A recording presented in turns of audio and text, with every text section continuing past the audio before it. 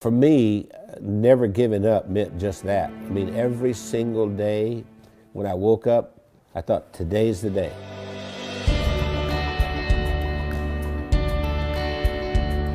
I was the second son in a sharecropper's family, and a sharecropper means that you don't own anything. I mean, you work for someone else who's the landowner. We had practically nothing. Everything was hand-me-downs from someone else. I didn't have shoes, and to this day my toes are all grown under because I didn't have shoes. I remember I had this encounter with my mother, and I said, you know, tell me you love me, and she didn't do it. And so I went down and I sat on this creek bank, and I thought, you know what? I don't care if anybody loves me, I love me.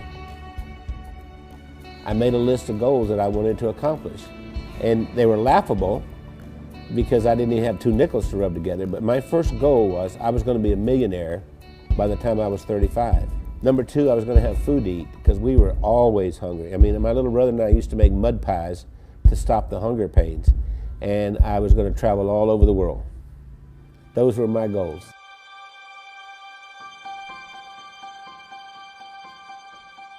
I've learned everything from working with Randy. I didn't know anything about business. I started out, before I met Randy, I was a teacher, a mathematics teacher.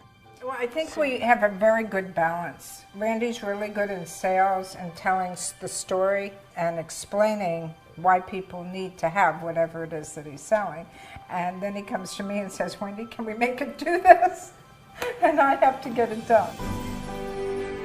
We started working together, and we were together all the time doing things, and that we just, you know, couldn't be without each other. And once she got exposed to me, it was downhill from there. I mean, she could not last a day without me. That's probably true.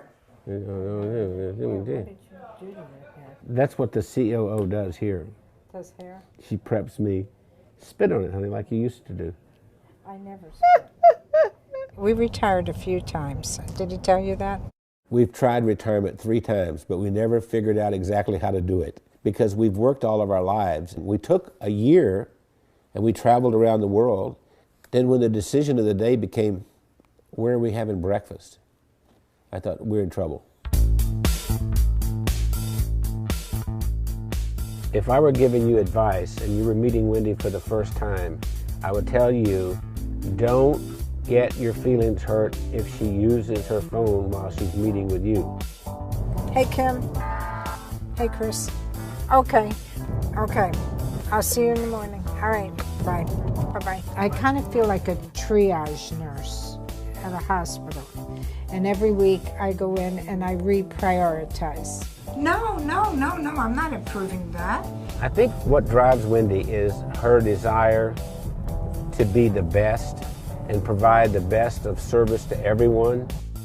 Awakened at 2:30 in the morning, and I hear this little click, click, click, click, click, click, click, click, click. And it's Wendy over there looking something up at 2:30 in the morning. And I'll say, why aren't you sleeping? You can do that tomorrow morning. We are the definition of entrepreneurs. And we don't like doing one thing at a time. We have to do a lot of things at the same time. It's not just Randy and Wendy doing all this work. The whole team, every single one of us works around the clock. Hey, gorgeous. Listen, Bernice has been with us for what, 5, 6 years? 6 years. Yes. And we love her to death. I love you guys. Yeah. Randy leads with his heart. And he's the most incredible person I've ever met. He's gone through so much in his life. And I believe that Randy's, I'm going to make me cry here. Randy has made the difference in my life. What's important is, what do I contribute this day to make the world a better place? I know that sounds corny, but that's really what it is. My daddy used to say, we leave here with empty pockets.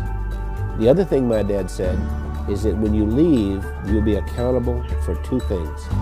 1, how did you treat Mother Earth? And 2, how did you treat the people on Earth? I feel that I have found joy and that I've given joy, and I think there's a lot more joy that we can give.